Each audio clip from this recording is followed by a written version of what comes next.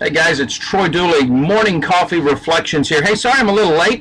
Actually trying to lower $2,000 off my homeowner's insurance, so I had a guy looking at my roof. Excuse me, but this is awesome because we've been doing this series, and I don't know about you, but there's a lot of times women just don't know about their men, and men don't share it, and I figured, hey, what do I have to lose? I'm married to a romance writer, so if she doesn't like the way I am, she can rewrite me. And for all of you others out there, if we can just give one little ounce of nugget, that will help you take your relationship with your wife, your relationship with your kids, your relationship in business to a new level. That's what our goal is. So today we're looking at Daddy Dearest. You know, and I could have said anything, but when I looked at Steve's, and let me share with you guys, this is the book I'm using for this series. Steve Arterburn is just a phenomenal trainer, teacher, coach. They've got New Life clinics. It's phenomenal. I think he's great. Excuse me. And as I got into this, today I started thinking about, what about my dad? You know, I never knew my biological dad. My biological dad died in the Hyatt hotel accident back in the 1980s, right when I was turning 18, right when I wanted to go find him. I'll never forget the conversation. I called up what was then BMA Insurance, one of the largest casualty insurance companies in the world, and told them I needed to talk to the vice president of finance. And they put me upstairs, and I asked for Vernon Mitchell, who was my biological dad, and dead silence on the phone, and said, hang on just a second, and put me on hold, and came back on and said, this is the assistant of Mr. Mitchell, how may I help you? And I explained that I was looking to chat with him. It had been years, and my mom had told me I should look him up, and she said, I hate to tell you, but he died in the Hyatt accident. And I was devastated because I never got to yell at him, never got to put closure, never got to say, you know, why didn't you do something? And my mom had married when I was 2 years old, and the man that I know is my dad never told me he loved me, never said he was proud of me, never gave me kudos, always was the hard-nosed.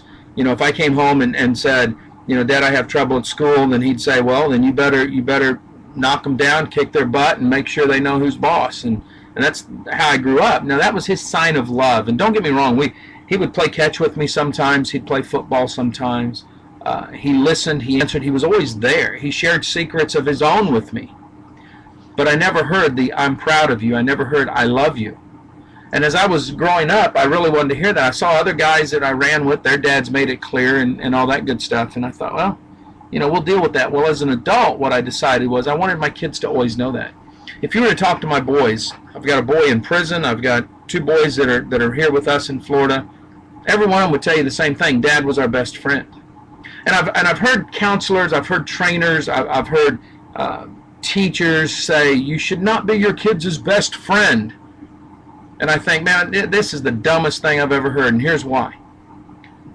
If you look at the commercials on TV, let's take drunk driving, for instance. What's it say? It says, friends don't let friends drive drunk. See, when you're your child's best friend, it doesn't mean that you let them get away with things. It actually means you hold their feet to the fire. I'm also my wife's best friend. So see, when you act as your child's friend, they open up, they share with you. Does it work all the time? Absolutely not. But what happens is they know it's a safe place they can go. They know there's boundaries. They know that you're going to make them walk a line.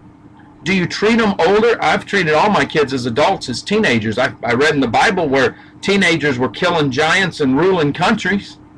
So I've put higher expectation on my kids, especially my boys. See, that's what people do. I wanted to make sure that I didn't follow in that generational pattern of my dad. As he shared with me with my grandpa, I realized my grandpa was just like my dad. Hard-nosed, violent, you go out, and if you can't take care of it physically, then you're probably a wuss. Didn't want my kids to think about that. So here's some things you can write down today. These are important. Number 1, a father's role is not optional. If you're in a broken home, a broken family, it's still your role as a father, as a dad. Fathers are different than daddies, but your role as a dad is very important. This goes with girls too. If you don't want your girl ending up in the back seat of a car with her skirt up around her breasts, I'm going to tell you what you better do. You better let her know you love her unconditionally and you're going to give her all that she needs. Otherwise, she'll go looking for it in the arms of somebody else, and probably what's going to happen is they're going to be something like you. So think that one through, because I've sure had to do that as my girls have gotten older. Number 2, a father's role is temporary. It's only for about 18, 19 years. My boys are adults now, and they're living on their own. Every now and then they come back for some nuggets of wisdom. But for the most part, I've done all I can do. Now I'm raising up little Jetty, and I'm trying my best to make sure the girls know I love them unconditionally and that they need to be ladies. They're little Southern belles, and that's what they need to do. They need to be like their mom. Number 3, a father's role is to pull, not push. It's to create hunger, not force feed. My boys will all tell you I've expected the best from them. My girls know that I've risen to a standard, but we push them forward.